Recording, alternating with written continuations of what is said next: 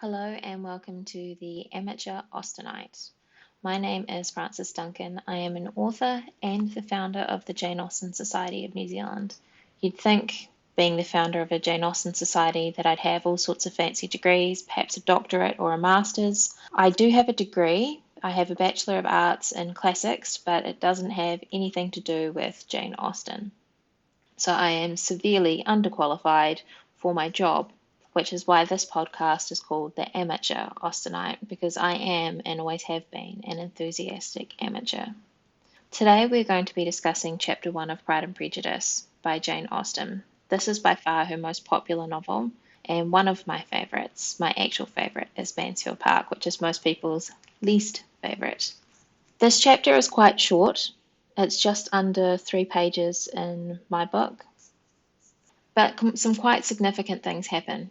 Mrs. Bennet tells her husband about the new tenant of Netherfield Hall, who she wants to marry one of her daughters, but Mr. Bennet refuses to visit him. This tells us a lot about Mrs. Bennet's character and Mr. Bennet's character as well. They're both introduced through their conversation, and then there's a small paragraph at the end that explains sort of who they are and what they're about. I think the structure of the chapter is very interesting. It comes from a sort of broad outlook into this small conversation, and then you're drawn back out again to have some discussion of the character of Mr. and Mrs. Bennet. Some of the themes that I thought appeared in this chapter were gossip. Mrs. Bennet and Mr. Bennet are gossiping, and they are gossiping about gossip that Mrs. Bennet has heard from Mrs. Long. So gossip is important to Mrs. Bennet when they talk about the business of her life was to get her daughters married, as solace was visiting and news. Visiting and news would involve a lot of gossiping going on. Marriage is another theme in this chapter. I think you highlight the marriage between Mr. and Mrs. Bennet, as well as the importance of marriage in this society. Mrs. Bennet is interested in the new tenant of Netherfield Hall, Mr. Bingley, because she views him as a marriageable prospect for her daughters. I mean, it's probably a very interesting thing to happen to the neighbourhood as well. They're a reasonably small neighbourhood and probably not a lot happens, but she's mostly interested in marrying him off to one of her daughters.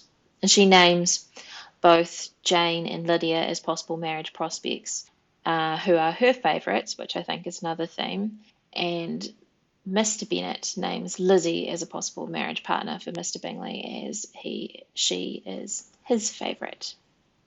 I think it tells a lot about what they value as to who their favourites are.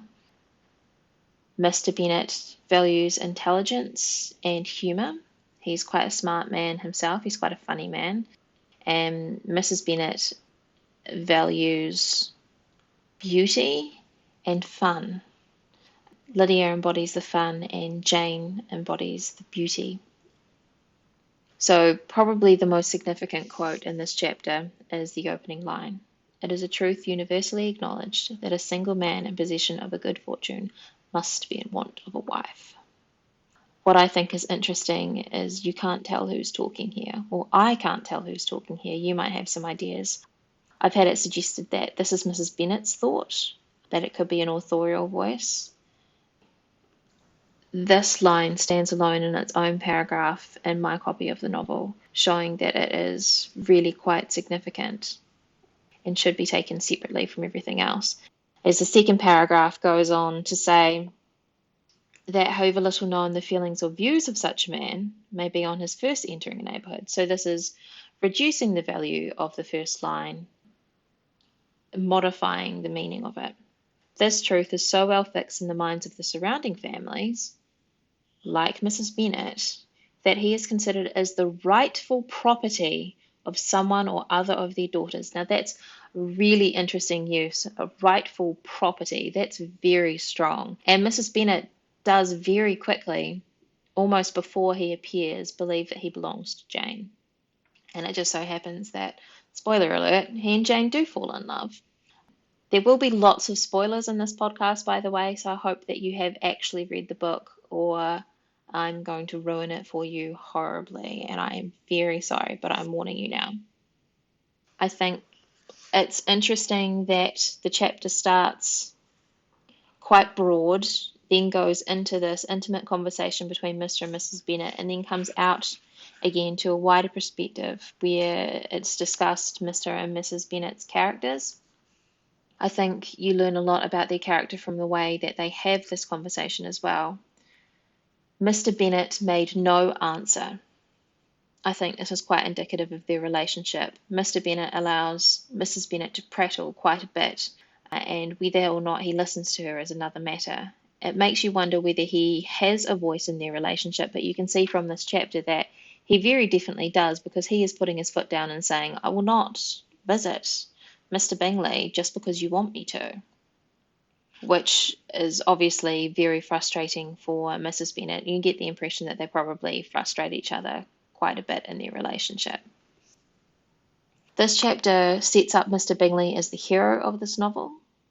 He is the single man in possession of a good fortune that is being discussed in this chapter.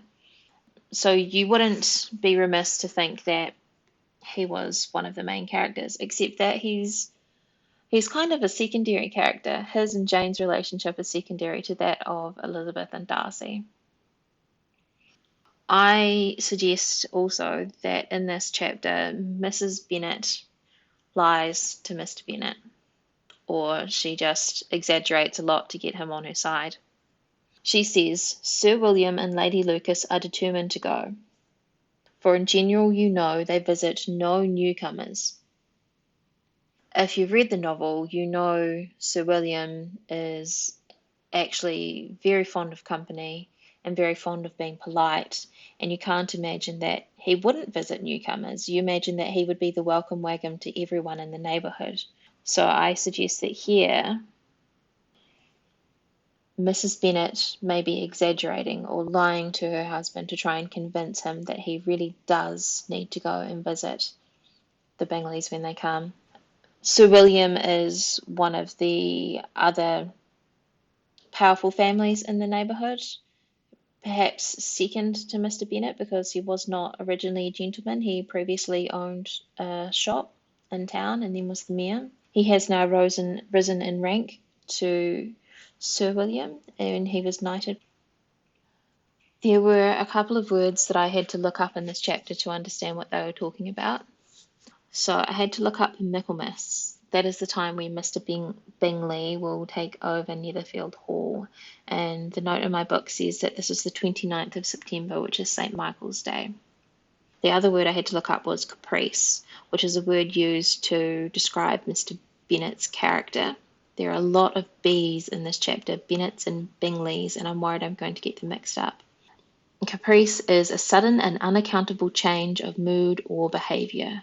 So you can see that happening and why that would confuse Mrs. Bennet, because Mr. Bennet was just all happy and lovely one minute and then grumpy the next. You can see that a little bit in here as well. He's lovely and then he's sort of putting his foot down going, no, I'm not interested in it anymore, which is obviously very frustrating for his wife. And that is my summary of Chapter 1 of Pride and Prejudice by Jane Austen. This is quite a quick episode because it's quite a short chapter. In this time, you probably could have read the chapter 3 times over. So my name is Frances Duncan. If you want to know more about me, you can find me at francesduncanwrites.com. You can also find me on Twitter at Frances_Duncan. Happy reading.